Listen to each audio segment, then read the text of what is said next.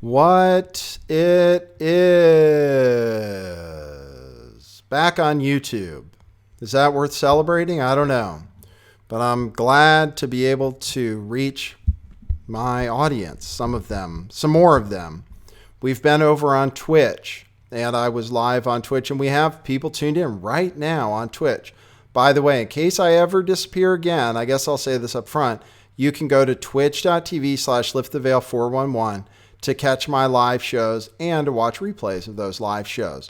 I will tell you more about other platforms and about a roundtable discussion I just had with Titus Frost, Jordan Sather, and a number of others, talking about censorship, talking about why I haven't been on YouTube.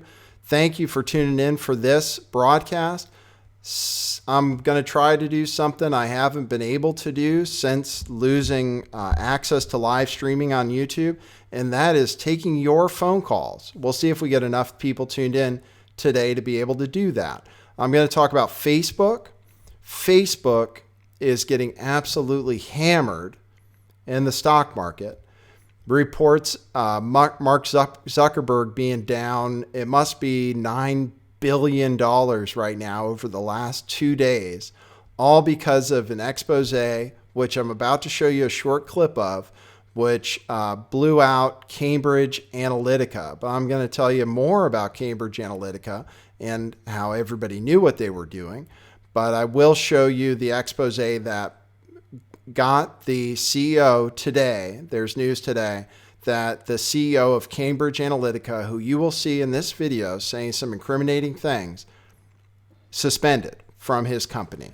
Now I'll tell you more about that story, a little bit about fake news and the attack on speech that has to do with fake news, and maybe a little bit more news, and then we'll get to your phone calls, okay? So let me play you that clip. I'm going to start out with that.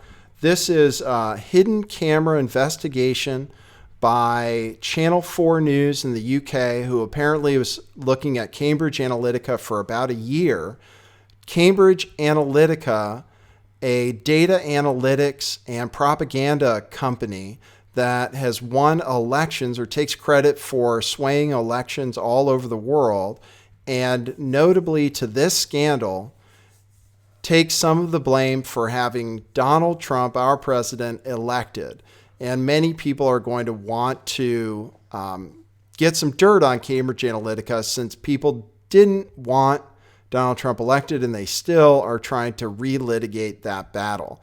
That is where the animus towards Cambridge Analytica comes from. That is why this is part of a coordinated hit campaign on Cambridge Analytica.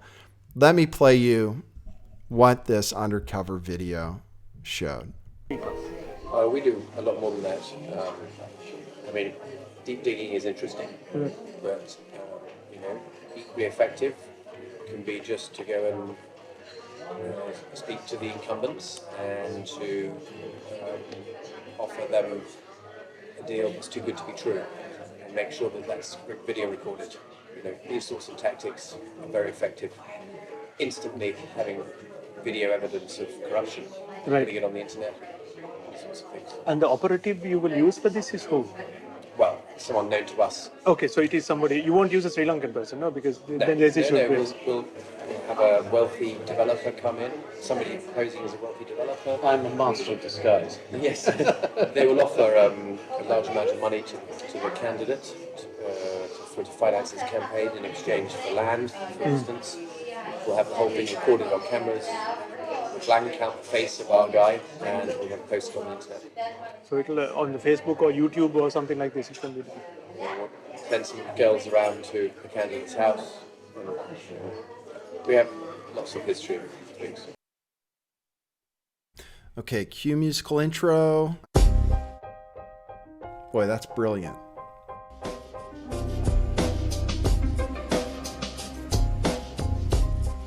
I do think some things in the world are real.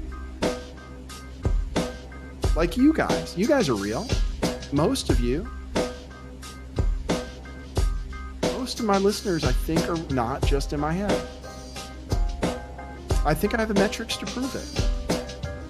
You've taken a leap of faith today. What is that sound? And I apologize if you take offense. I'm a little offended myself. Welcome to our show. Welcome to the future. What it is, joining you live from sunny California. It's a beautiful day today. I'm your host, Nathan Stoltman. I bring you the news, the real news. Not just the news, but the truth. That's what you came here for. Welcome, everybody. Thanks for joining me on this YouTube channel, on this Twitch channel. I tried desperately to be on D Live today. Didn't work the way Hoax Wars explained it to me.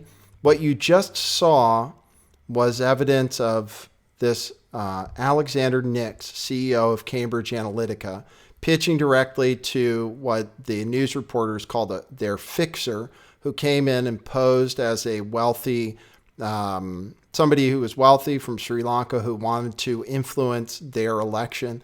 And you got the Cambridge Analytica pitch, which included bribery or fake bribery set up in front of cameras in order to get dirt on the politician you want to bring down.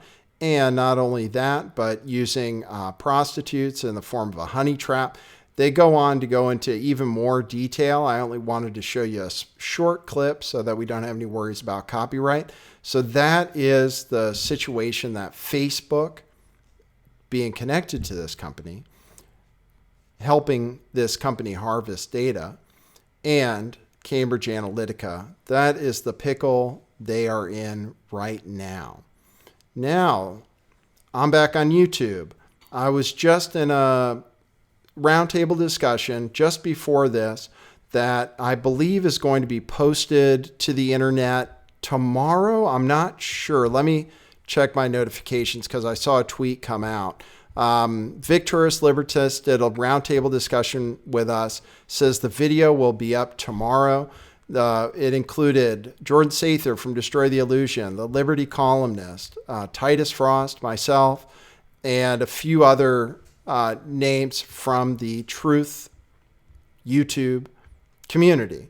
And we talked about what we're going through on YouTube and what we might do from here. So as for me, I'm on this channel. This channel finally cleared of strikes. I'm going to keep going live here and explore legal avenues. I think that might be the last chance I have to restore live streaming on my main channel, which is up right now, but I can't download. I can't upload videos for the moment. I think I will be able to in a week, but everybody knows who watches this show, it's a live show. And we want to be able to, and I generally focus on whatever channel I can go live on. So thanks for finding me here. I should say that I sell t-shirts and I made some new ones. If you guys haven't seen it, Truth Matters, which is true. And it's a great t-shirt. You can find the t-shirts we make for Truth Revolution Clothing at truthclothing.io. which is a website that looks like this. Truthclothing.io. These are the 3 latest shirts. We actually were going to sell out of Russian bot shirts, so we ordered another batch because Russian bots are still in style. And a reminder, you can also get stickers, mugs, and some of those have Doshi on them. So thanks everybody who's supported the show that way. Thanks everybody who's given us great feedback. We run a professional operation, believe it or not. We don't just fuck around. So thanks everybody for that. Big deal now that we're back live on YouTube. This Saturday is the March for Our Lives nationwide protests. I was hoping to go to the one in Washington, D.C., where apparently 500,000 people will be there. But I'm going to the one in Los Angeles, which should be a fairly significant rally. And we're going to go and we're going to try to get a feel for what the people are like. We'll try to ask some tough questions to people, why they're there, try to educate them maybe on the Second Amendment, talk about the NRA. And apparently one of the kids is going to be there. One of the kids from the school is going to be in Los Angeles to speak. So it'd be great to talk to the kids, but I don't suppose I'll get a chance to do that. But please put on your calendar for Saturday, starting at the latest 9 a.m. Pacific time. That's noon Eastern time. We'll be broadcasting exclusively on, I can only broadcast to one live service at a time. So that will be YouTube, assuming this channel is still available for live streaming at that time. Please follow me on Twitter, though, everybody who hasn't yet. That's at lifttheveil411. And that way you'll get updates as to what other platforms I'm on. The last protest I went to, I streamed on Periscope because I didn't have a platform on YouTube to do so. Is that enough for the introduction? Okay. So I told you what's going on with Facebook. And let me read you this. This was my first impression after, and I made a video about it.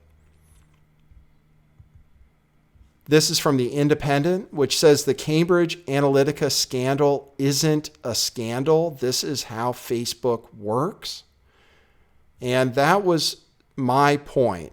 Let me read you the subtitle. 3 key parts of Facebook's model come into play. Gathering data from people in order to profile them, designing systems that allow that data to be used to target people, then allowing third parties to use the data and those targeting systems for their own purposes.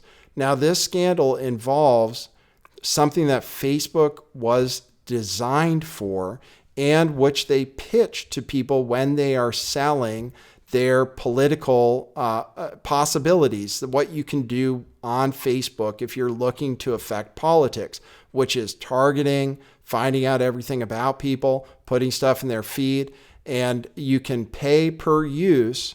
All somebody has to do is be a developer and they can say they're doing some kind of psychological study. They can say they're doing almost anything.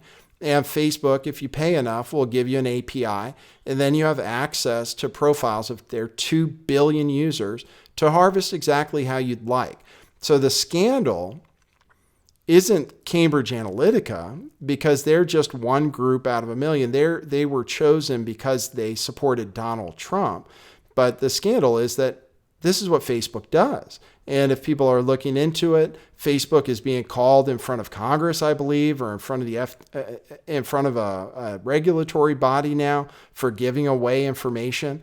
And it's ironic to me that these governments are now up in arms about the use of private data for this psychological warfare.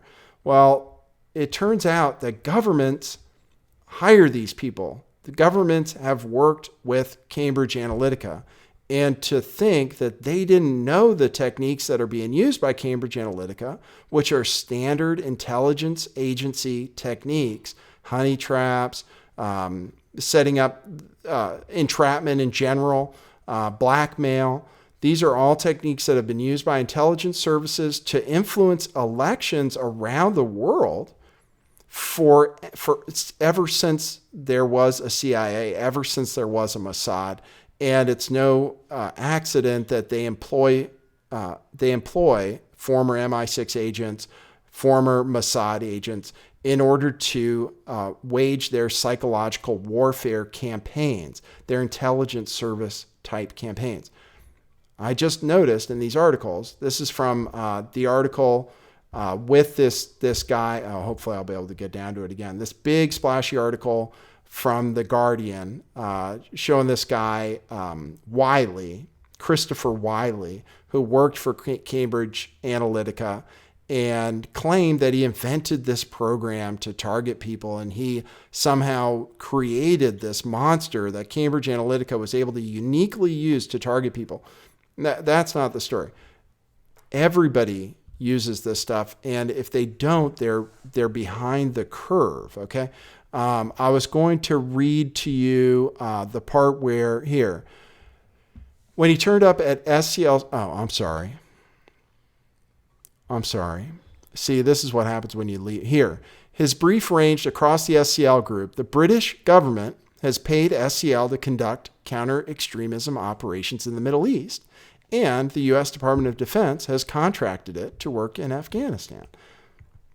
Here from an article from the Washington Post, government officials familiar with the company said that SCL just finalized a $500,000 contract with the State Department in the works before the election, and that its executives recently met with procurement officials at the Department of Homeland Security.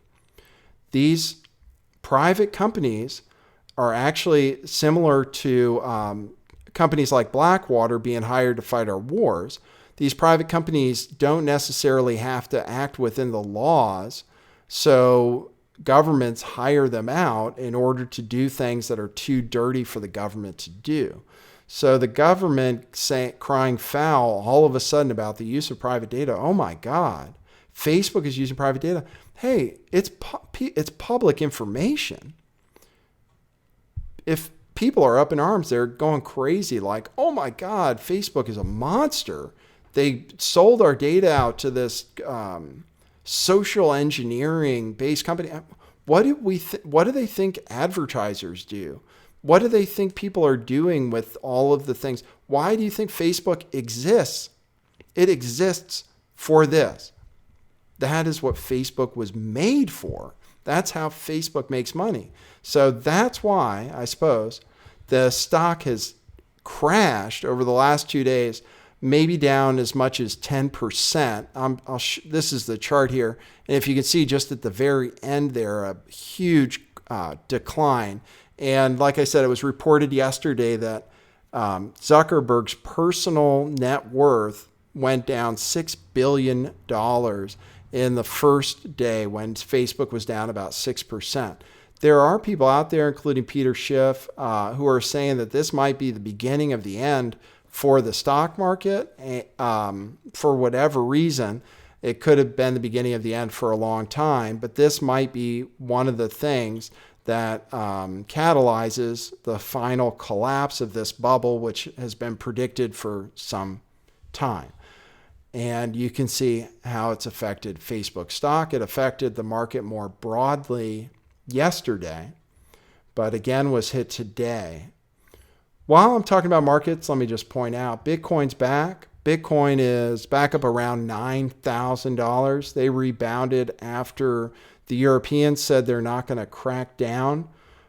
They're not considering regulations right now on a wide basis because Bitcoin doesn't represent a threat to the financial system.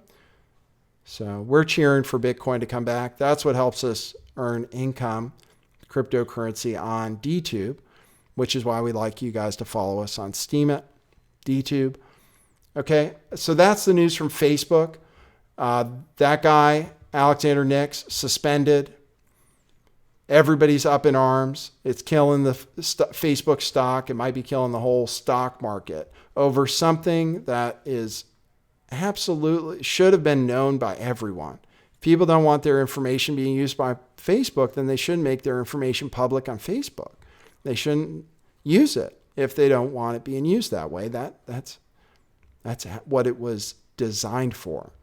So let me give you one more story about fake news, which some people might call the things we do on this program in order to keep us off the internet. That's why a lot of people were shut down on YouTube, is because of spreading conspiracy theories. Conspiracy theories are now the thing that has to be combated at all costs, and that we don't want to have people out there spreading misinformation, such as the misinformation that David Hogg was some kind of an actor in the Florida high school shooting and the Florida high school shooting gun control response.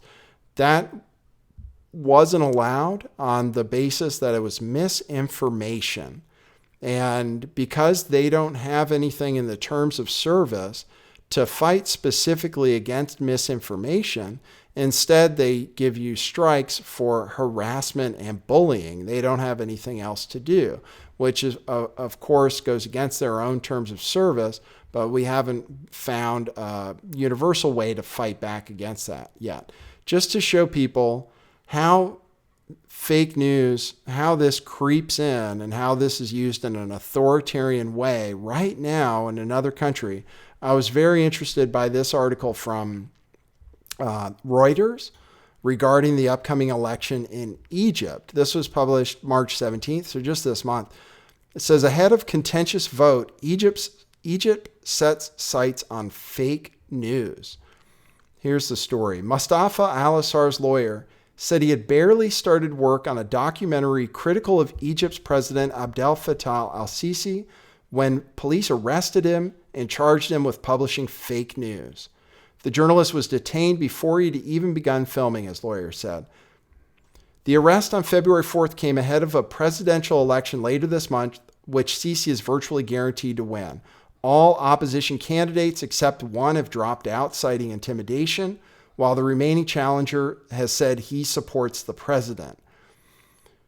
As the March 26th to 28th election nears, Egypt has turned its attention to news outlets and journalists it accuses of spreading lies, including some foreign media and even one pro-government commentator. Authorities say curbing fictitious news is necessary for national security. They regularly accuse outlets of a lack of professionalism in covering Egypt and urge reporters to use only official outlets as sources. Egyptian prosecutors have long urged that critical outlets should be silenced. Authorities have now gone further, with the public prosecutor calling for legal action over what he deems fake news, saying the forces of evil are undermining the Egyptian state. So this is how fake news is used. It's used as part of an authoritarian process.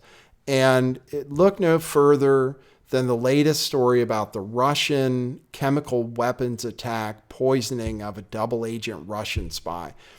Criticize that. We'll see if we get the label of fake news, because a lot of people are pointing out that there is no evidence for this. But this is the way you suppress dissent, by saying that anyone who disagrees is working on behalf of the enemy, a Russian bot, or spreading disinformation just because it's critical of the status quo. That's what we're seeing right now, to a lesser extent than that we're seeing in Egypt, but it's progressing along the same lines. So that's how fake news is gonna be used, and that's why we're under attack right now. So I am going to open up the phones. We'll see if there's pent-up demand for phone calls. Hopefully we have enough people tuned in today. 650-429-8294. Just a reminder, truth matters. We have some other shirts, mostly real. Anyway, I promote them because they're cool. They're cool, and people think they're cool. So you'll be cool if you get them. I'll put up the Discord invite. Discord still exists. You can plug that. Oh, let me open up my phone. People might be wanting to call. Hopefully people do. Thanks everybody for tuning in. Haven't checked my numbers yet, but I'm grateful for every single eyeball and ear hole that is staring or listening to me right now. This is Nathan. You're on the air. Hello, Nathan. Hey, what's up? Hey, I just had a few comments, and I wanted to get your reaction to it. Sure.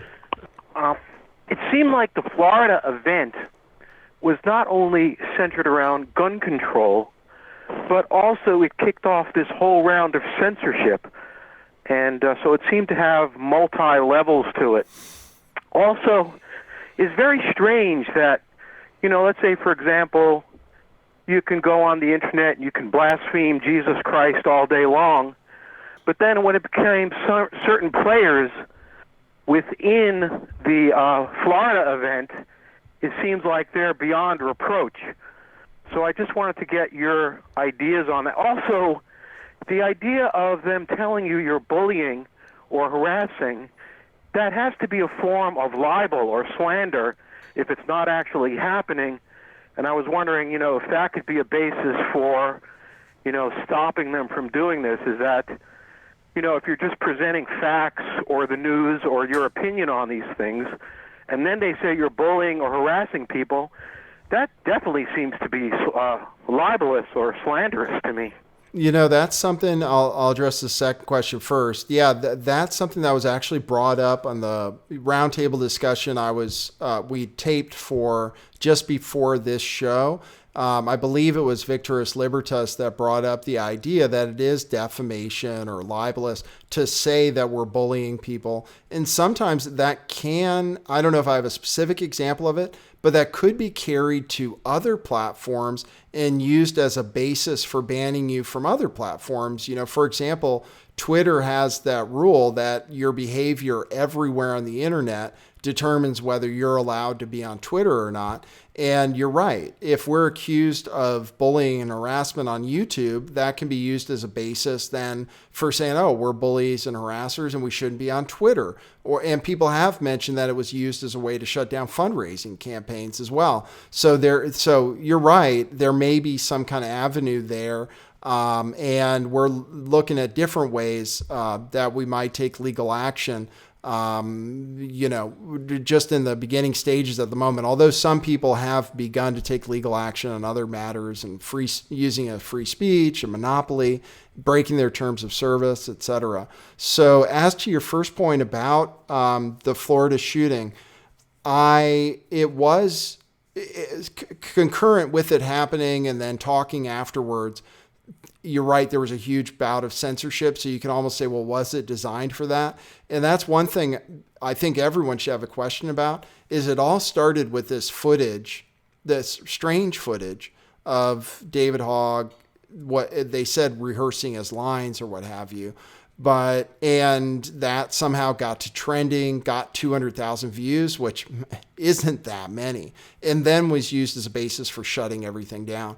So I'm curious about where that video came from. Nobody seems to know the provenance of it. So, and whether that was used as a pretext to shut down these channels in advance of them saying anything else. I also think this kid was set up in advance to be kind of the head of this campaign. So he's very protected as well. So anything critical was quickly shut down through some kind of protection mechanism. And they used Las Vegas to shut down people as well. So I don't know if it was a coordinated campaign, if that's what you're suggesting, or if that was part of the intention of it. But it certainly worked out that way. Yeah, it's interesting to me, the idea, if you look online sometimes, you'll see where if you say corporations, don't have to, there's kind of a theme that corporations don't have to honor your free speech. That, according to the First Amendment, if government censors your free speech, that's one thing. But if a corporation censors your free speech, they have absolutely every right to do that. I mean, I just find that hard to believe. And certainly, when it comes to civil rights, for example, if I go to work somewhere and they violate, let's say, my religious rights or, some kind of discrimination goes on, that can't go on even in a corporation. So certainly, religious people speaking a religious viewpoint, what is the line there? And do you believe that corporations can have this absolute right to just censor our speech on a platform like YouTube simply because they're a private corporation? If they were censoring people for things that they put down in their terms of service, that, we agree, basically, we kind of sign a contract with YouTube when we use the service that we'll stay within the terms of service. And then for that, if we do that, we're allowed to use the platform. And they put on there, we allow everybody, regardless of who you are, to have an opportunity to make a living on YouTube. And they don't abide by their own terms of service. So I believe that's an avenue where I think if an attorney writes them a letter, basically, that they don't have much recourse, that they are in the wrong because they're not abiding by the contract.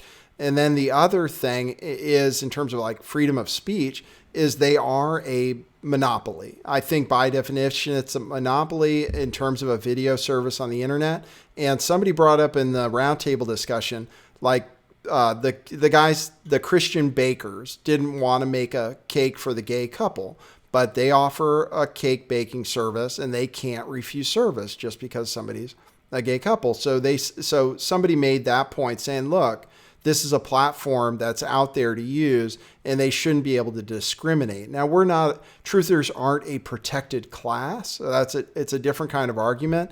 But I do think there are a few arguments. Yeah, one of them is people do say that, oh, they're a private company, they can do whatever they want. But I don't think that's necessarily true when you really look into it. Yeah, I mean, I'd have to agree with it. It also seems like one thing about this Florida shooting thing, it's also kind of like an offense to manhood, because like this Hogg character, he's like such a weakling in one sense, but yet he's wielding all this power. I mean, do you think it's kind of like a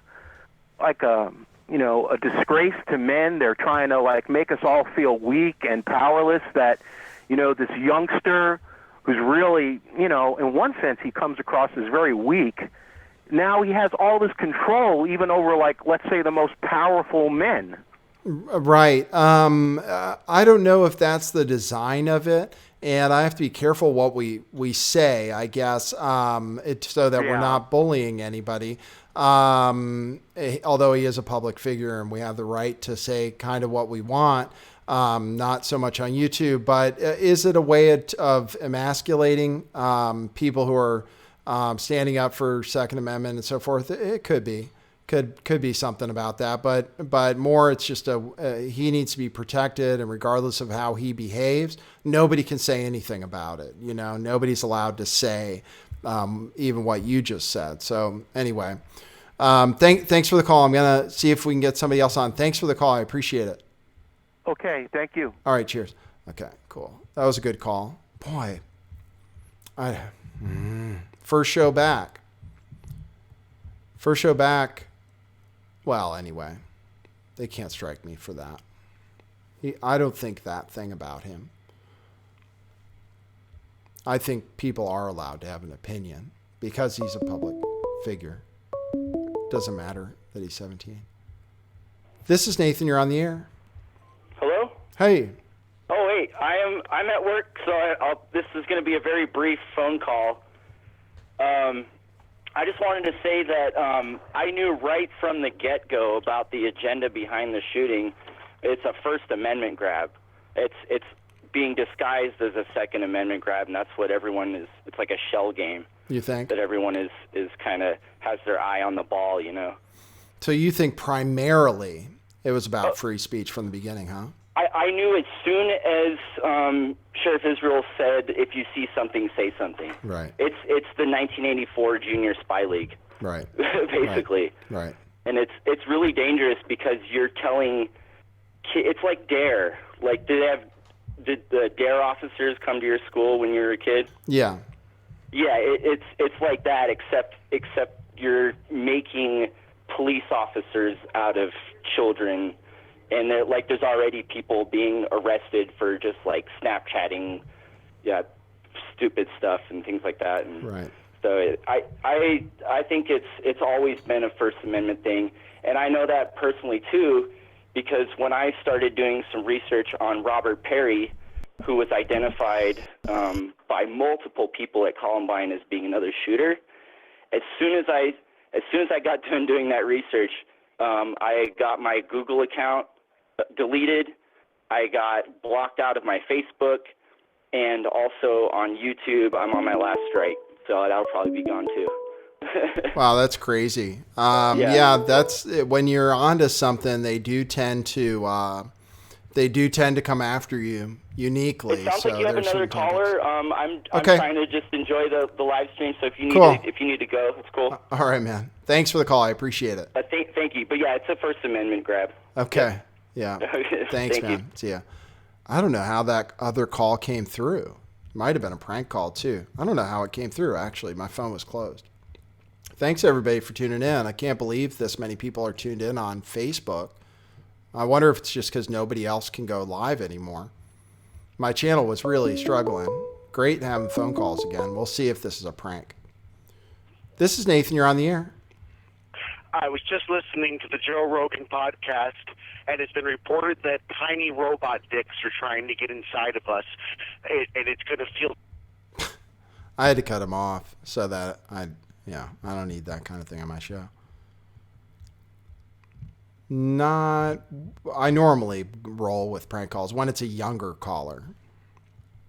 Freedom of speech. Well, if they decided for some reason that the few words we used are something that they could give a strike for on this video, well, then I'll be on Twitch.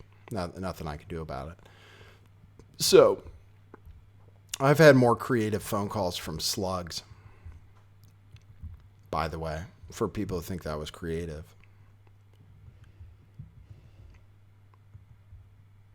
$650 gay taxi. This is Nathan. You're on the air. 650. Hello. I got an echo too. Okay. Nope. Echo. 650-429-8294. Great to see everybody in the chat. Great to see James Munder, F and Freddie. Oh, man. Let's see. This is Nathan. You're on the air. Nathan, I just want to ask you a question since this is like the first day back live for you for a while. Do you feel like you can't say certain things now? Like, is it something that's really, is it, like you can't talk freely now? Like you have to think differently. You have to find like other words. Is there some way that you could explain to viewers what you might be going through? And is it detrimental to what you are trying to do with your channel? Yeah, I mean, it's kind of a leading question because, definitely I have to worry about certain words, I suppose, although I don't worry about it as much as other people who will say that thing in Florida and that kid who's not, whose name rhymes with, et cetera, et cetera. I don't go that far.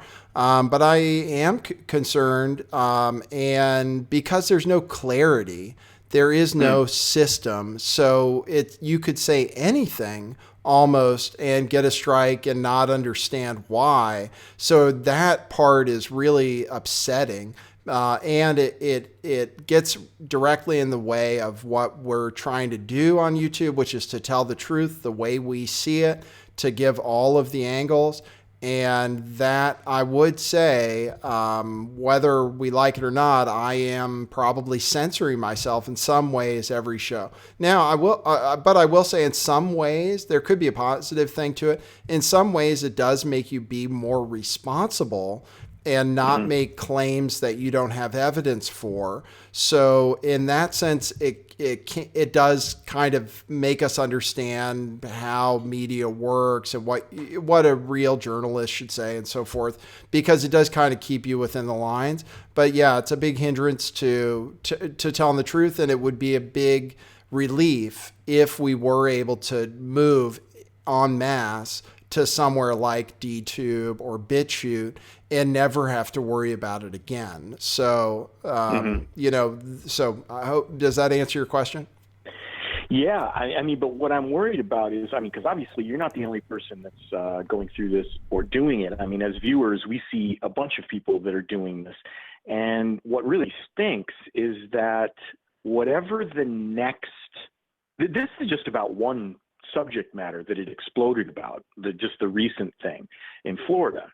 And obviously there's been things before that where you've had to be cautious, but for whatever reason, they used this scenario in Florida to kind of like train everybody. And I'm not trying to say you're weak because you're giving into it. That's not what I'm trying to say.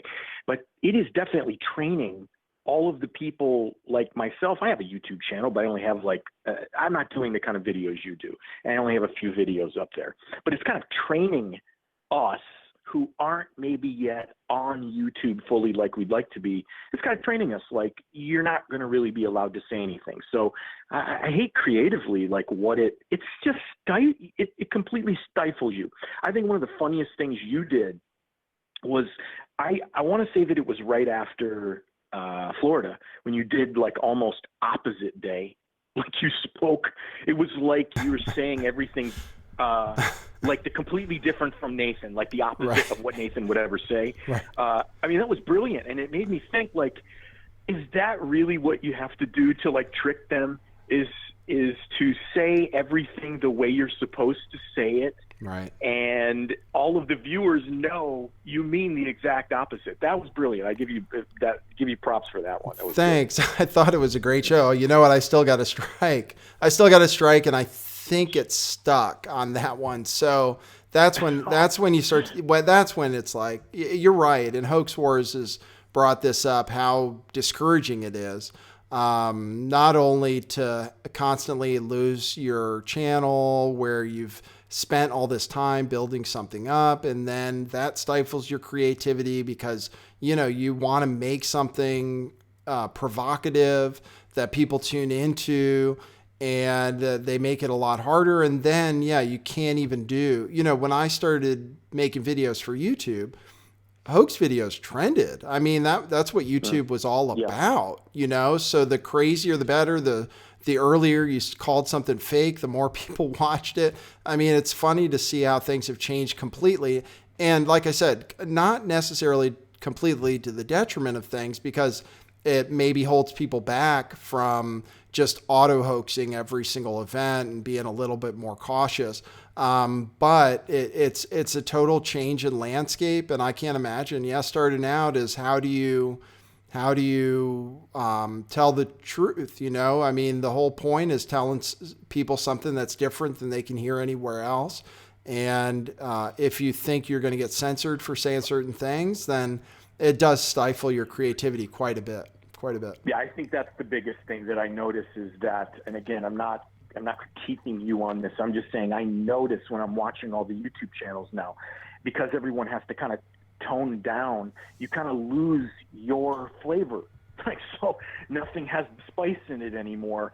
Currently, a lot of things are like really bland. Mm-hmm. I'm not saying you're bland, but I mean, it's obvious to viewers that this is having a bad effect. Yeah. Well, I saw somebody say about me, they said somebody who self-censors themselves, that talking about me and how my channel got shut down, even though they said I very careful to censor myself. So obviously I was already changing a lot of the things I said just based on what they were already doing. And so I can imagine it comes across to the audience and probably frustrates people. You know. Well, anyways, I'll let you go, but I missed the crazier side of Nathan a little bit too. So. I'll try to bring it out. Fingers crossed that'll come back soon. All right. Thanks for the call. I appreciate it. Bye-bye. All right. See ya. That was good. Not a prank call. I'll take another call. Great having people tune in. This is what YouTube is. You know, this is what YouTube offers, is people being able to tune in. You know, they have an app still, and but I do have a nice audience tuned in on Twitch right now too. This is Nathan. You're on the air. Hey, Nate. It's Freddie. Hey, Effin' Freddie. Thanks for calling. What's up? Well, it's good to see you back streaming and shit. I got a question. Can you and Titus and whoever else that keeps losing their channels forever and getting their channels back, maybe get together, or maybe you guys discuss this? But I noticed a lot of you guys that have gone through this a lot are getting their channels back. You're fighting the strikes. You're doing shit like that.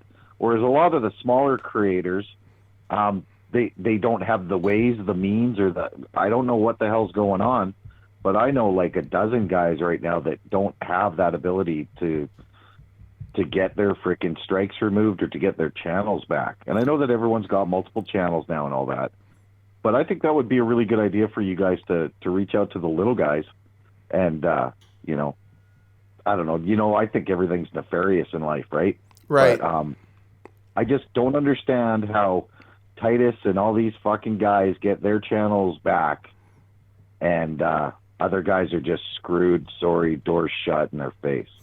You know, I can't say why either, but I also can't say that bigger channels haven't been affected. And you missed the beginning of the show probably, where I said just before going live here, we did do the kind of discussion you're talking about, not with smaller channels, but it was me and Titus and Jordan Sather and Liberty Columnist, and it was arranged by Victorus Libertas, whose channel is still shut down, by the way, and I think they maybe had they maybe had 50,000 subs. I'm not sure. And Jordan Sather was sure down for a long time, and Anti-School apparently is still down. And Bombard's body language, she keeps getting attacked, and I don't know why, you know. So I don't know that it's necessarily that bigger channels are getting any favoritism. I just can't tell for sure. Although Alex Jones, you know, yes, we can say Alex Jones is being treated differently. But as far as everybody else, you know, Richie from Boston, his was pretty amazing because his whole channel got wiped of strikes and he came back. It wasn't just that it got put back up like mine because one strike cleared, you know. And he said he got an attorney.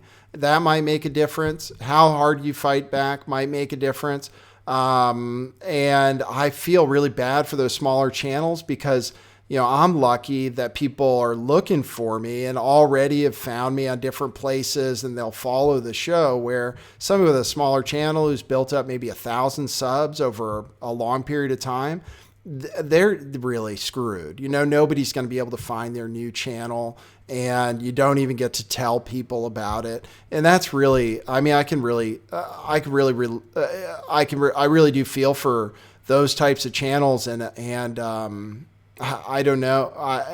It's just kind of crushing when it's something that we enjoy doing, regardless of whether there's any income from it. It's something where, I was talking to Hoax Wars about this, who's a smaller channel and who's been attacked, and it sucks. It sucks, and I'd be willing to talk to smaller creators about it. We talked a lot in that roundtable discussion, and that video will be out tomorrow about what different people are doing. So, what platform are you going to slide it onto YouTube? It wasn't arranged by me. It wasn't arranged by me. It was arranged by Victoris Libertas.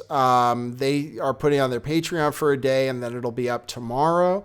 I imagine it'll be up on their backup channel and probably on all the other platforms like BitChute and Steam at DTube and all that. Speaking of Titus, he said that he had his frickin' whole IP done. Yeah. So I don't know how he came back. Like, he's got his main back, does he not? Well, he does. He was mentioned in a Bloomberg article, for one thing. I don't know if that had any effect on it, but I mean, he actually got mainstream media attention. And some people did report that having threatening or having mainstream media connections maybe made some difference, and that Jordan Sather kind of reported something similar where he was on a radio show and then the next day all of a sudden his channel was back.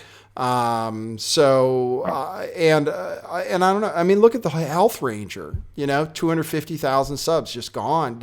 Look at Richie Allen. Richie Allen said he didn't fight the strikes because he doesn't care because he has a radio show, but they're big, huge channels with plenty of resources that just don't exist. So I don't think anyone's figured out the perfect way to get strikes removed, or if there's any real rhyme or reason to it, or if you just have to get lucky. See, I work my way, when I look at a problem, I look at the worst case scenario and work my way into a better case scenario with my brain. And I look at this purge type, whatever the hell censorship, which it's real and stuff. It's either a pushback for the ridiculousness of getting Trump elected, and all the liberal money is pushing back and get rid of all this fake news bullshit. Because to me, it spins back to the fake news that Trump was pushing. The fake news got him elected. What they in the mainstream deem as fake. Mm-hmm. So that's YouTube creators. That's a bunch of freaking that just, you silence this bullshit because of what happened. I don't actually think that Trump was elected. I think he was selected. I know he's got Israeli ties that go back forever too, and it's blah blah blah. But when I look at I don't know, man. I just look at it. And I see I know enough from being around this platform to know that there's certain clicks and certain whatevers that are just fuck, man. We should have a conversation on my show one day. So I don't want to ruin your show. I would love to get a strike. I never get them because I don't fucking have an audience. You know what I mean? And to me, I don't give a shit. But the reality is, this whole thing is just fucked. It more or less is designed to discourage people from sharing information, the little truths that they find and stuff like that. Bigger channels, regardless, and let's face it, Nathan, you're not like huge channel, but you do a lot of content. You're out there. But really big monster channels, man, they're freaking pushing agendas. And I'm not going to get into Q or get into this, get into that, but a lot of people now are looking at it like a fucking distraction and this and that. And, you know, I don't know, has any Q channels been taken down? Well, I will say that somebody told me a Q Discord server was taken down, a CBT, maybe a CBTS server. So they're apparently for, I think I even read an article about it. They're trying to go after Discord servers as well. After they shut down Reddit threads, then they go after the Discord servers. So even those folks are also being attacked. I mean, I admit to myself, you really have to think about it, because you have people like David Seaman, you know, Bombart's Body Language, people who I've said for sure are some kind of shill, that are gone, you know, and you do have bigger channels that are gone, and ones that you might have thought were working for the other side. So I have an open mind about what I still haven't solved, because Anti-School's gone, right? Jordan Sather, you know. No, those two guys have been around YouTube for freaking less than 6 months, man. I know. But they did mostly just talk about Q and stuff. I mean, they hardly got into anything controversial. Yeah, well, I don't know. It's all fucking what it is, right? I'm so fucking skeptical at this point, man. I don't believe that I'm even real anymore. Well, you know what I mean? You can get one of my This is a T-shirts. massive ARG Mostly real. to make everybody, like, all what YouTube is a division tactic now, right? You know, with all the CIA guys and all these, like, you know, nefarious guys, they're now openly going to mainstream media. It's not like we don't have that exact same element in YouTube when it gets big enough. Right. Not like Alex Jones is a truther anymore. He hasn't been a truther since fucking before 9/11. Right. He's end up pusher, right? Right. But to each their own, right? That's what makes a good soup, is a bunch of different ingredients, right? And you can get as much information from disinformation just by looking at the spin and realizing the agendas and shit, right? Yeah. Yeah. But anyways, this is all good. Have a great day. It's good to see you being back and stuff Thanks. like that. And, Thanks, Freddie. Yeah, the chat's all right. Cool. Thanks, Freddie. Thanks for making it a good show by calling in. Hey, man, have a great day. All right. See ya. Freddie's cool. He earned his it's F and Freddie, right?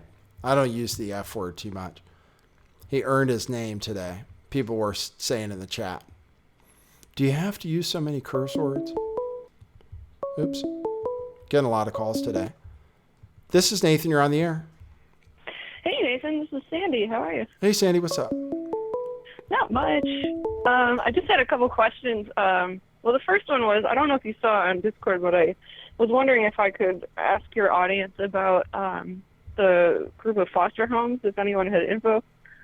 Okay. Oh, that's fine. Someone dropped some insider info on me randomly on Twitter and then completely vaporized. But okay, yeah. This is allegedly a new Pizzagate. Oh, okay. situation. Well, if anybody knows about it, you can hop in the Discord and let us know. We're always interested in information, so that's fine.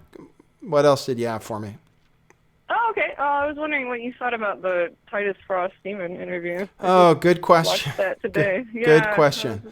I couldn't get through it. You know, I've, you know, with what happened between me and David Seaman. And for people who don't know, David Seaman was basically single-handedly responsible for getting my channel terminated the first time, because he asked every single one of his listeners to flag every one of my videos. That's besides the incident at the Pizzagate rally when he said basically that I was protecting pedophiles right in front of a huge crowd, took his whole time on stage just to point me out and stuff. So it's hard for me to watch the guy. It's hard for me to really feel bad about him being off the internet, although I still, you know, I stand for free speech. I think he should have a platform. He broke the rules, you know, constantly in terms of, you know, saying things that couldn't be proven to be true, saying people are pedophiles or whatever. You know, there are plenty of reasons that, and then he got into bullying. I mean, coming after me the way he did and coming after Titus before, never got any strikes. So I couldn't get through the video. I can't take that guy seriously. So Yeah, I felt the same way, and I felt like he kept pushing Trump over and over and pushing Yeah, Q right. over and over. And to me, that was like, well, that's not looking at the world objectively. You Right. have one point of view, and it's just suspicious. And then he's plugging Infowars, and I don't know. Yeah. I didn't have a good feeling about it. Yeah, So, yeah, I couldn't I sit was just through it. wondering. Yeah, yep. Okay, well, thank you so much for taking my call. Thanks, Sandy. Thanks for the call. Cheers. Yeah. Okay. We'll take a few more calls. We've been going, I think, for about 45 minutes.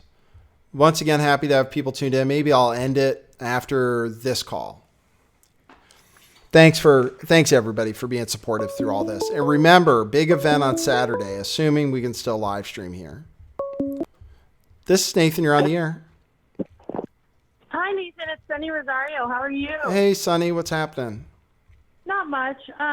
So Grace and I had a really long conversation about litigation the other night, Okay. and I wanted to ask you if you had seen the hearings that happened, and I'll post the links in your Discord later, but the hearings where they were questioning, I think it was Google, about whether they're claiming to be a public utility or not. Did you see that? You know, I'd love to see it. I mean, I do really think that that's the avenue that you can go legally with these guys, is that I think by definition they have a monopoly, and there should be a way to press them on that.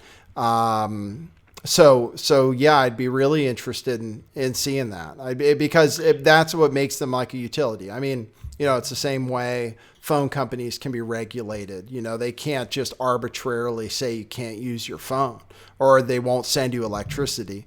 And that's kind of an angle that people could go.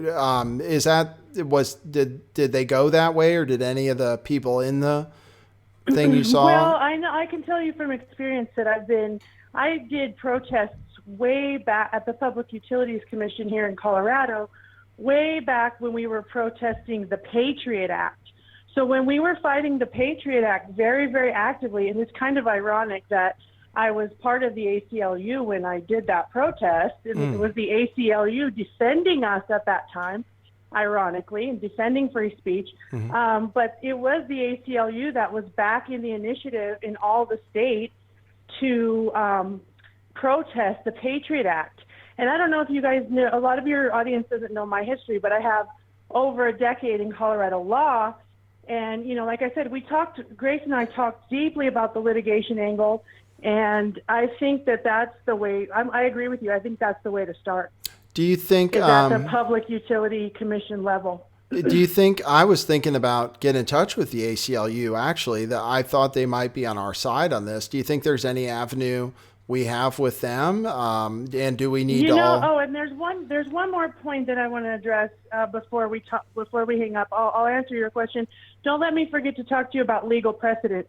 Okay. I think that the Public Utilities Commission, since these are brand new cases in the courts and the state and federal levels, there's no legal precedent. So the other thing that starting at the public utility level does is it strengthens that whole argument before it ever gets to the court level. Because when the judge doesn't have a legal precedent, they absolutely hate ruling because they know they can't win. But as far as your question about the ACLU, I think it would be a really interesting conversation, because I can prove, I have documents, I have pictures and videos of myself at this protest of the Patriot Act. We can prove that they were on the side of free speech way back then. And if they're not now, they really need to tell us why not. Well, yeah, the way I thought of it, I mean, the ACLU is well known for defending the Ku Klux Klan, saying, you know, they have a right to march, you know, so they're known for defending unseemly characters like they would try to make us all out to be. So I mean, that was what came to mind. Would you have any ideas for me with your legal experience I'll maybe reach out to Richie from Boston if I could reach him, but if I wanted to find somebody to write a letter to YouTube, legal thing to get my channel back up, would you know? And would you know the type of person to contact, or even the type of attorney? I would, and I'll get with you. I think we've exchanged a few DMs in Discord, so I can get that to you directly. Okay. But the one thing that I will tell you is tomorrow I actually went through every single line of YouTube terms and conditions, because I've been sitting here and listening to all my friends fret about the future, and I said, why the hell aren't we going through them? So I went through them, deep dive. I put on extra scuba tanks, and so I'm going to finish that article and put that up there.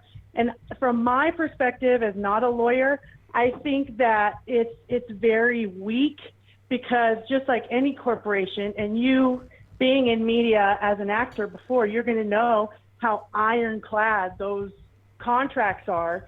All the paragraphs are in there. We can do anything we want. Your use of the service.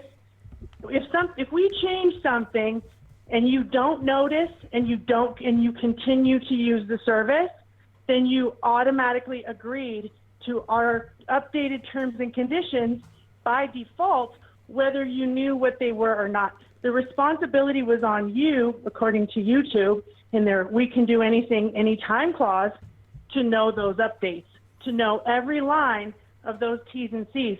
And the funny thing is that it's actually, by the terms of the T's and C's, illegal to run a business on YouTube. That's one thing that's really interesting and that I really want to flesh out in this article, is because people who are relying on small business income from YouTube, there's something actually in the T's and C's that address it. And it's scary and it's kind of lurky. So I'm going to get that out tomorrow, and I'll make sure you get to see it. Okay, cool. Is that going to be on Steemit or? It'll be on Steemit, but I'll just link you everything, and then you can go through it and disseminate it as you see fit. Okay, cool. That'd be great. Well, I'm really glad you're doing all that work out there. So we all appreciate it. Yeah, and I'd like to get you on my show for about 10, 15 minutes this week, and I'll talk to you about that in the DMs too. Okay, cool. Yeah, I'm happy to be on. Thanks, guys. Bye, everyone. Thanks, Sonny. See ya. Okay, cool. All right, great. I'm going to make that my last call, just to not make this show too long, and then maybe people can tune in after the fact. Thought it was a great show. Happy to be back. Remember, you can join us on Discord right here. That 0 online is not accurate. There are plenty of people online. And I told you everything else. We have a big event coming up on Saturday. I'd love to get tons of people tuned in. Love to get some good questions out there. Maybe I'll be wearing my Truth Matters shirt. And you guys know about buying t-shirts. I think I told you guys, in case you're tuned in late, get your Lift the Veil. Well, it's not just Lift the Veil gear. It's stuff that you can wear just because you love the truth. So go ahead and check that out, truthclothing.io. And you know where to find me. I've given you all the details. So thanks, everybody. Really, it's great to be able to come back and have people tuned in. So I really appreciate you. And hopefully we'll be able to stay here telling the truth indefinitely. Doshi says, Doshi, what do you say? Great show. That is what it is.